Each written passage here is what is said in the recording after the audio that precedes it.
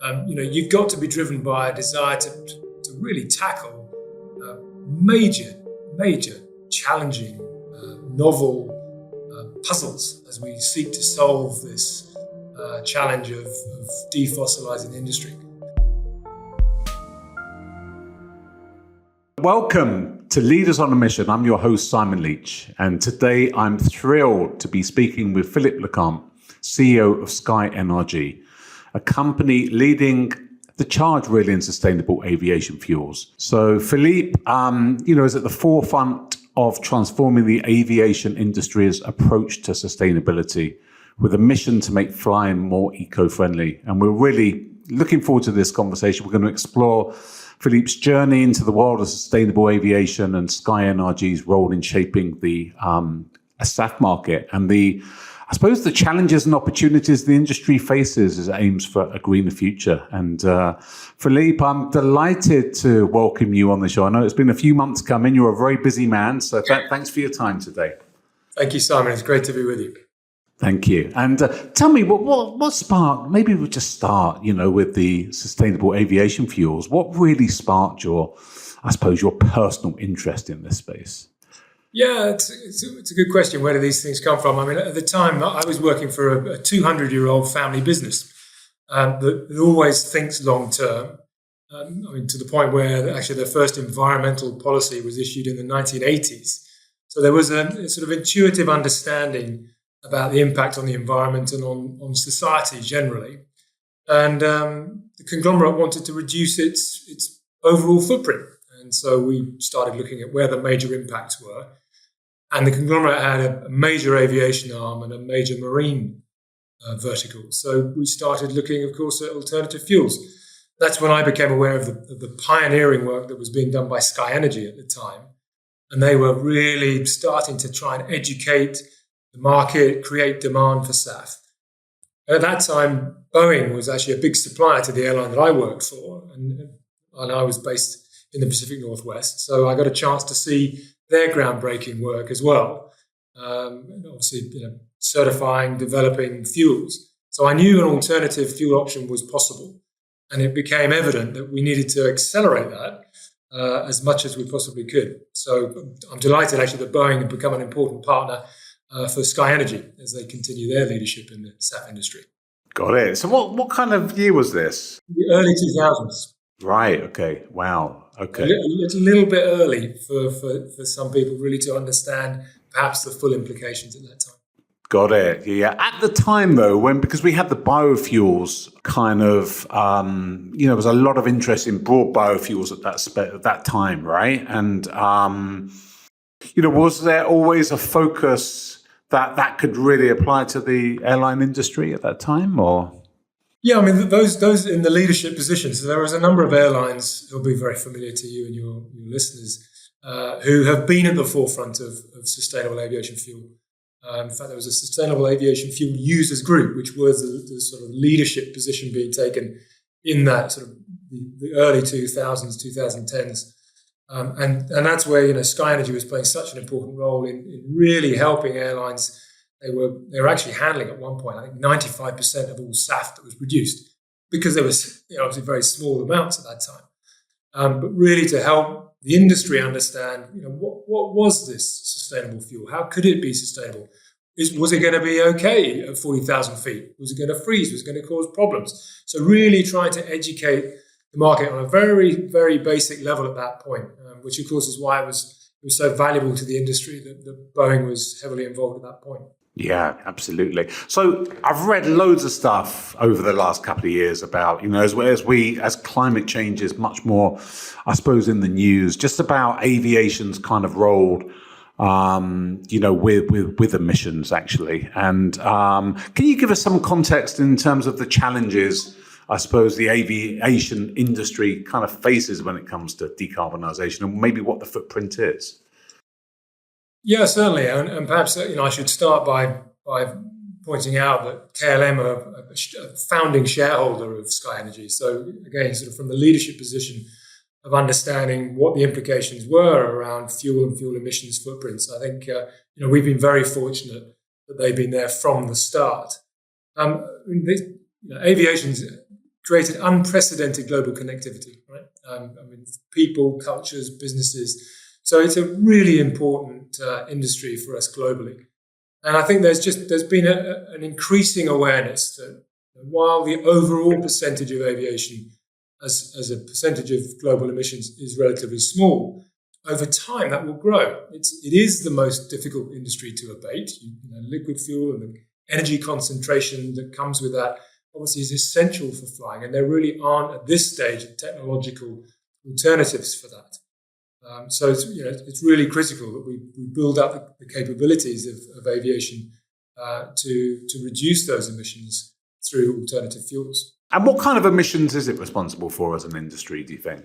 Well, obviously, we look at the combustion emissions, right? So the easiest way to think of it is CO2 and then particulate matter, which comes through the combustion of fossil fuel-based kerosene. So the alternative fuels actually obviously depends on the feedstocks, but generally, not only do you have the reduction in lifetime CO2, but you also have a much reduced particulate impact as well. So, when you're near an airport, you can often actually physically see residues on white surfaces, for example. And those are the kind of particulate matters which will also be significantly reduced. Think of sulfur as well. These kinds of footprints are dramatically reduced by alternative fuels. Yeah, absolutely. So, when did you tell us a little bit about the role that SkyNRG plays in the development and the distribution of sustainable aviation fuel? I know it's been a really exciting time over the last few years, hasn't it? Oh, completely. Since 2009 is when the company was formed. As I mentioned, came out of KLM, who was thinking deeply about this at that time. And so the founders really have done an amazing job in educating the industry, creating demand, sourcing, blending, distributing sustainable aviation fuel to airlines worldwide. And of course, also educating corporates who have a significant part of their overall impact is the emissions footprint from business travel, as an example. So, they did an extraordinary job of building this business, this company at the forefront of sustainable fuels. And then, of course, the realization was you need capacity. So we've talked about it, we've educated, we've created demand, now we need it.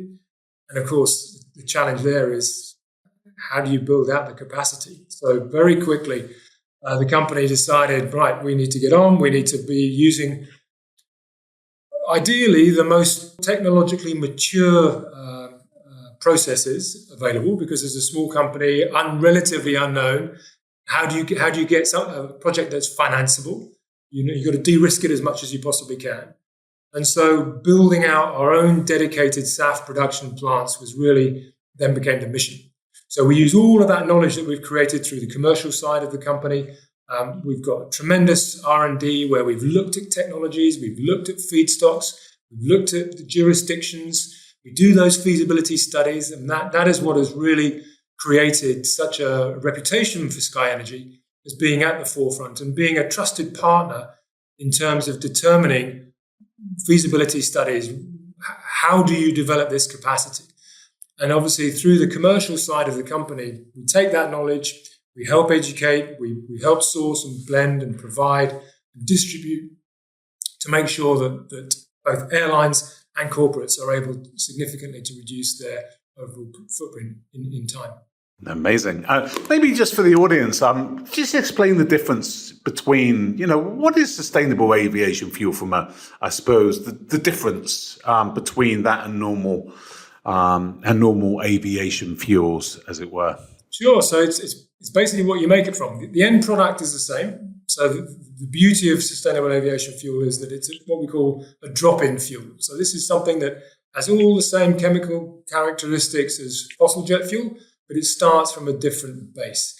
And that's what leads it to have a different footprint, obviously, as it combusts. Got it. Yeah. So the traditional kind of format is through, is through the traditional oil and gas industry, right? And through that side. This is much more inventive in terms of, it's incredible. You take your feedstocks from cooking oils and, from biomass. Talk a little bit more about those kind of maybe feedstocks, because it's so interesting. Yeah, sure. So at the moment, the most common way of producing sustainable aviation fuel is through the HEFA process. And the HEFA process is one that will be familiar to people through renewable diesel. So it's the same process that you use, and there's a fraction of that distillation that comes out as sustainable aviation fuel. So you do indeed. You start with your waste oils and greases and fats, and those are what is processed through into renewable fuels. And that has been the technology.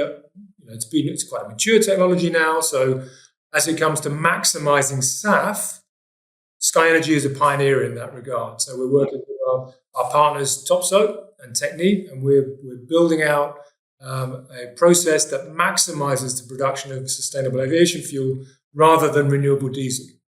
So that is it's a slight difference, and that is what we anticipate is going to be needed increasingly, obviously, to generate the volumes of sustainable aviation fuel that are going to be required. I mean, it's so neat, isn't it? It's so circular, almost like waste oils. And, is the challenge there just in terms of how much of that stuff you can actually kind of collect or kind of use as a feedstock? Yeah, absolutely right. So there is, and there are competing uses actually for that feedstock as well. So it is very important that we make sure that we are truly sustainable in our approach to that. Now, what SkyNRG has done, and it's been a really, really core part of the company, is we have an independent sustainability board. This is a board made up of advisors, NGOs, academics, scientists, who really help us get into the detail around these feedstock choices. So, not all waste oils and waste fats are created equally. Some may have unintended land use change, for example. So it's really important that people are as educated as they can be about the provenance of those feedstocks, and to make sure, therefore, that the fuel that is produced isn't competing with other uses and is indeed a sustainable source for aviation moving forwards. The challenge, Simon, as you quite rightly say, is these are limited feedstocks. We believe that we can certainly fulfill the mandates in Europe, the percentage of fuel that is required by the mandates in Europe, with predominantly HEFA. But the future scale is going to come from what we call cellulosics. So you think of alcohol to jets as an example, and then ultimately power to liquids, where you're using renewable electricity as the key feedstock. These are the feedstocks that are going to be truly sustainable in the long term and scalable in the long term. The challenge we have right now, of course, is that they're still quite nascent. And as a result, there's a bit more of a challenge in de-risking these projects to receive financing. Right, okay. And tell us a little bit more about that, the cellulosic and the alcohol to jet and the power to liquid, in terms of just at a high level. Be really interesting. Well, don't worry, I can only do the high level. We have a bunch of extremely smart folks here who work through these. But effectively what you're looking at is, if you think of biomass, so agricultural residues, forestry residues, renewable natural gas, these are what we call the cellulosic feedstocks. And so they can go through into one of two pathways. One is a gas fermentation process. So it's taking an ethanol through the process to convert that into jet fuel. And the other is a Fischer-Tropsch, which is a much more mature technology, which takes gas and produces liquids from them. And so that is an alternative technology, which is obviously de-risked as far as its maturity is concerned. Yeah, is that the process that creates like fertilizer? Well, no, so the alcohol to jet is the gas fermentation process, and the Fischer-Tropsch is a high pressure, high heat process that converts the gas into liquid fuel. Awesome. So I think the real difference with what you guys are doing, you sound like you're very technology agnostic, actually. You can consider all aspects of this, right? Absolutely right. And it's one of the reasons I think that we were quite interesting for Macquarie Asset Management, the Green Investment Group, who made an investment in SkyNRG in November. They have had a look at this as a platform business and realized, there isn't one winner. There's going to be multiple technologies that are going to need to be required in order for us to produce the volumes of sustainable fuel that are required to meet the target, which of course is, it's a significant target to be net zero by 2050. that will require all of these different pathways to be contributing to the total. Great, thanks for that. And when you think about, you mentioned earlier, like you think about the European mandate and targets. Well, what are they? I mean, I'm aware of some of the stuff in the US. Interesting how Europe and the US kind of compare and contrast a little bit towards maybe mandates and what they want to see happening, what the powers that be want to see happening. Yeah, so these are very different approaches. The mandates are actually binding legislation, so the best way to think about them is law. So you may hear some people challenging the notion of the mandate, but it is binding law. So what that gives, of course, is tremendous certainty for the investor, because you have got a market that will require this product. Now, we start off small. So by 2025, that's 2% of aviation fuel must be sustainable. By 2030, that increases to 6%, 2035, 20%, and then onwards, increasingly up to 70% total by 2050 in Europe. In the US, of course, they've targeted, it's an incentivized market, and they've targeted 100% adoption of sustainable aviation fuel by 2050. And the totals there, you think 370 million tons.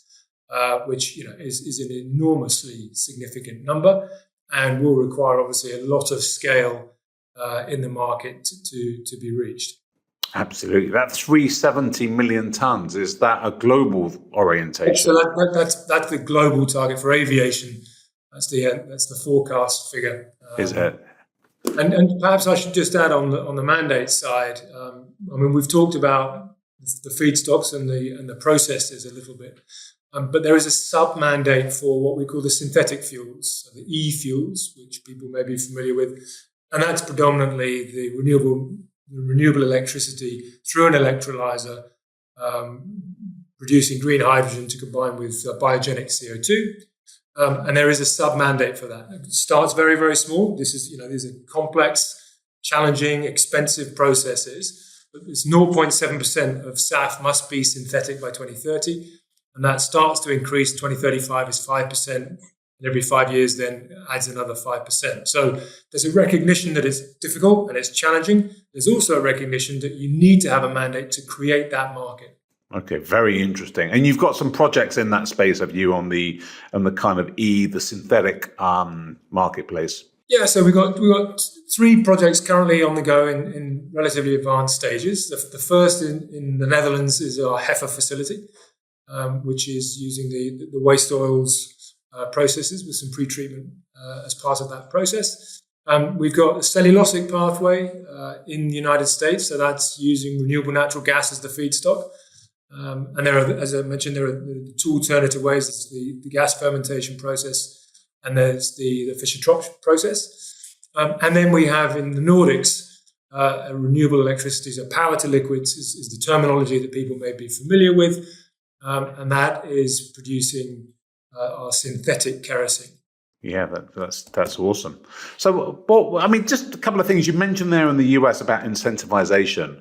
What's it like in Europe in comparison? When it comes to incentives and to have that kind of opportunity to compete price wise. Yeah, so I think one of the biggest challenges here, of course, is that sustainable aviation fuel is more expensive than fossil jet fuel and will remain so.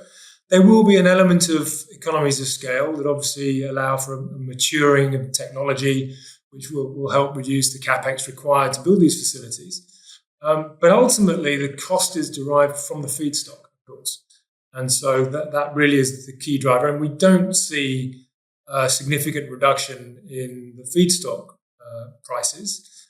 And so as a result, aviation becomes more expensive. It becomes more of an expensive proposition for us as traveling passengers. And I think there's a realization that the comparative with fossil jet fuel is perhaps misguided. We're not looking to be at parity with fossil jet fuel. This is a decarbonization, a defossilization of the industry, which means the inputs are different. And we are accounting for those external impacts in a way that we aren't at the moment. So I think, one of the key messages here is it's going to be more expensive. hopefully we can start to reduce the percentage of expense by the maturing of the technologies. Yeah. How different is that? I mean, if you were comparing and contrasting maybe now in terms of the difference between fossil and non-fossil and sustainable, and then how you would see that kind of price point evolving in time? It's a crystal ball question, really. So, I mean, the best way to look at it really is avoiding this comparison with fossil jet fuel. And it's really crucial that we look at this in a sort of more holistic way. How does the industry reach its target of being net zero in 2050? Well, we actually produce at SkyNRG a market outlook every year. So, if your listeners would like to go to SkyNRG.com, you can find that market outlook. We have it available publicly. And perhaps it helps give some background as to what we foresee in terms of the pricing trends over time, and why we believe that there isn't going to be a dramatic reduction in the price of sustainable fuels. Yeah, no, great. No, thank you for that. But it sounds like, as you've said, the industry is mandated, right? So it's as simple as that. It needs to make those decisions regardless of the cost aspect, and no doubt the cost will have to get passed on to the consumer, right? Ultimately, I mean that's the pricing model, right? So we fully anticipate it being pushed down from the obligated parties initially through the value chain to the paying passenger. I mean, obviously, it's worth keeping this sort of context around this. 2025, 2% of fuel, 2%. Not 20 or 40 or 80, 2%. So actually, in terms of the pricing increase that we will see as a flying passenger, is clearly going to be relatively limited. As that then builds up, of course, then we anticipate the price increasing. Got it, yeah. And also, this is clearly an industry that needs to be built, right? We're competing here with an incumbent industry that's probably very efficient in terms of its process. This is all new technology innovation which is driving it. And no doubt there's lots of facilities that will need to be built in order to produce this sustainable aviation fuel. Yeah, you're absolutely right, Simon. But it is worth pointing out that actually, while there is an enormous focus on the technology around the production of sustainable aviation fuel, the beauty of it, of course, is that it can use the existing infrastructure. So you don't need any change to fuel hydrant systems at the airports or engine technology on the aircraft. It's a drop-in fuel. It can be blended with fossil jet kerosene. And so as a result, the overall impact on the industry is simply in that new fuel, and it's not in a fundamental change of the aviation infrastructure. We will see some of those changes, obviously, in due course as we look at the new propulsion technologies. But we all understand those are quite a way down the track. Hydrogen fuel cells, hydrogen-powered, battery-operated. Their time will come, and we need everything. But the solution today is a drop-in fuel made from sustainable feedstock. No, thank you for that. And tell us a little bit about the facility you've built then more recently. It's in the port of, am I right in thinking it's in the port of Amsterdam or? So our first facility, Simon, is reaching FID, so the final investment decision. And that's in the north of the Netherlands. And that is the HEFA facility, so the waste oils and fats. The second facility will be in the Pacific Northwest. And the third facility will be in the Nordics. So we aren't currently running our own facilities. That construction process, we hope, will begin at the end of the first quarter in 2025. Yeah, I hear a lot about FID, a lot. Certainly looking at things like hydrogen projects out there as well. Give us the listeners a view on what that really involves, because I know it's extensive, right? Oh, it's extremely extensive. So ultimately, you're looking at the viability of your project. So this is taking it from that conceptual idea, presentation, two guys trying to make an argument for a new project, all the way through to an EPC contract involving offtake agreements, funding, the lender side, the equity side. I mean, there are a number of different streams that need to come together. And obviously underpinning all of that is the notion of risk. How risky is this project? What is the appetite out there for financing? And so again, we've been very fortunate in receiving this investment from Macquarie Asset Management, Green Investments side, because that has enabled us to progress these projects in a way that we just wouldn't have been able to do as an organically funding entity. So that has enabled us to accelerate.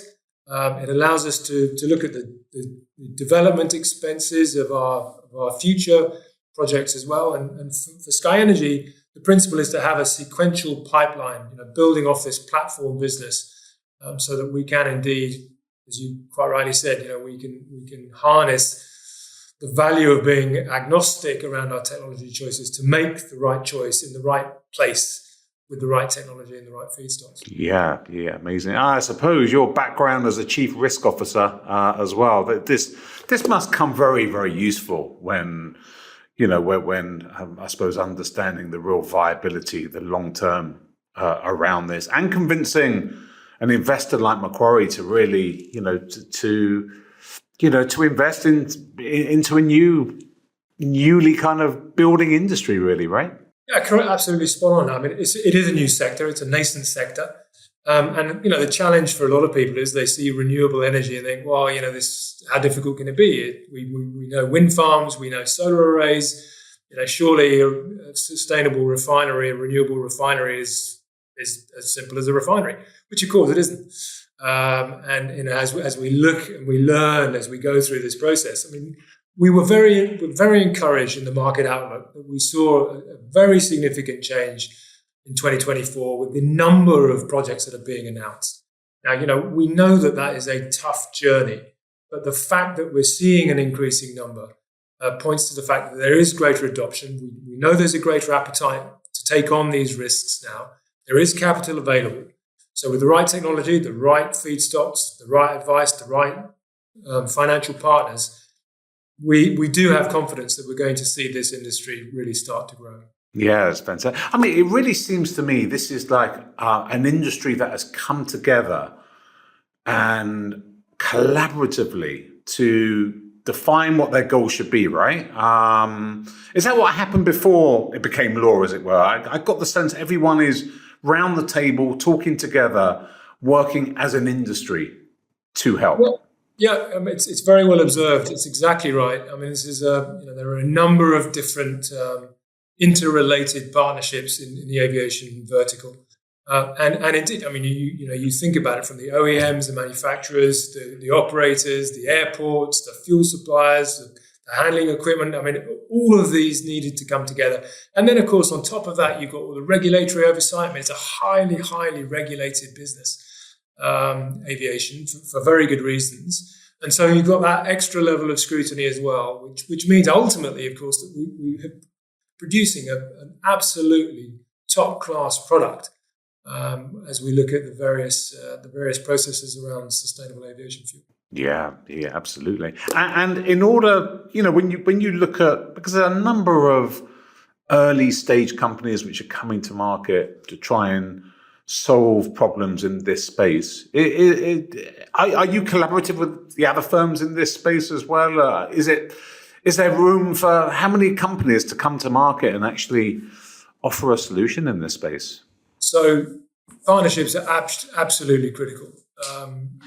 Without those on the technology side, the finance side, construction side, the operations side, it simply wouldn't be possible. So yeah.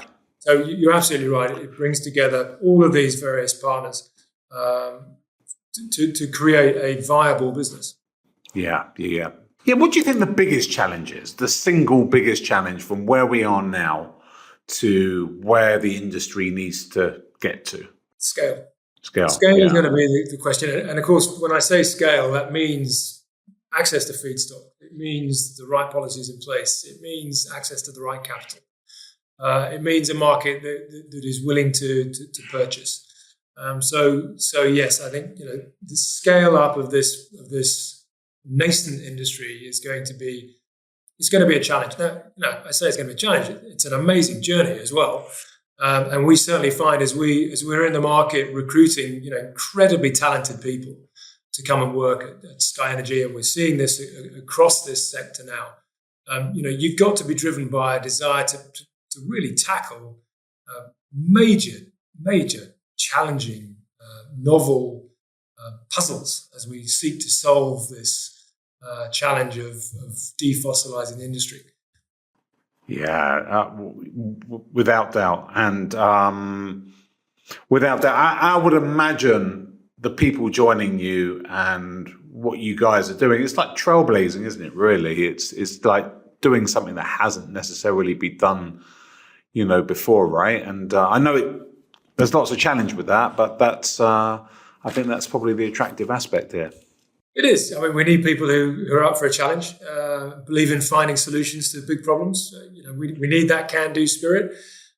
We need people who can collaborate, and of course they come as super smart folks as well. So this is really key, and of course what we're seeing is, I'll say it's a generational shift. But, those of us who are in this space, in the industry 20, 30 years ago, we've learned about climate change, right? And we've been educated about it, and we've looked at the data around it, and we've tried to convince people about it.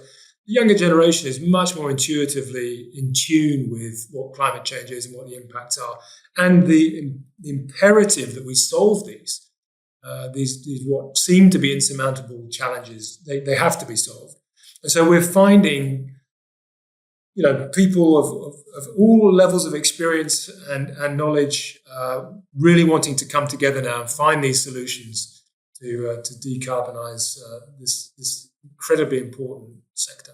Yeah, this is a once in a generational kind of shift with what people want from careers and jobs at the moment. It really is. It's very interesting. I think people are very clear about that. How many people work at SkyNRG?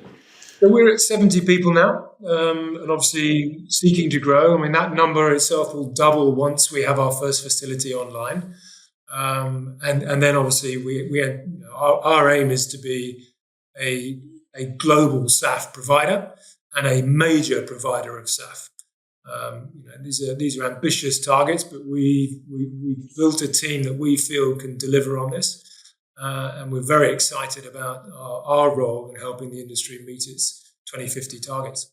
Fantastic. And I would have thought for you that's growing and scaling the company, right, through different times. I mean, when you joined, how many people were in the organization?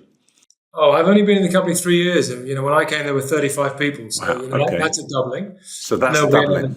Yeah. And this is the exciting part, right? I mean, being attractive to people with this sort of level of talent that we're fortunate enough to have is very exciting. It's very rewarding. And we see this as a multiplier effect, not just for SkyNRG, but across the industry sector as we look at the partnerships that we're seeking to build.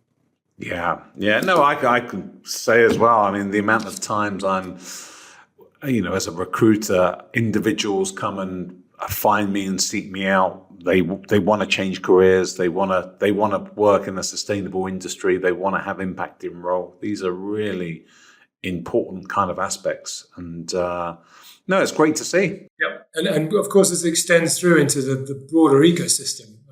So when we look at the corporate response as well, I mean, the aviation is blazing the trail. On the corporate side, of course, we need to make sure that the corporates themselves also understand what they can be doing to minimize their emissions.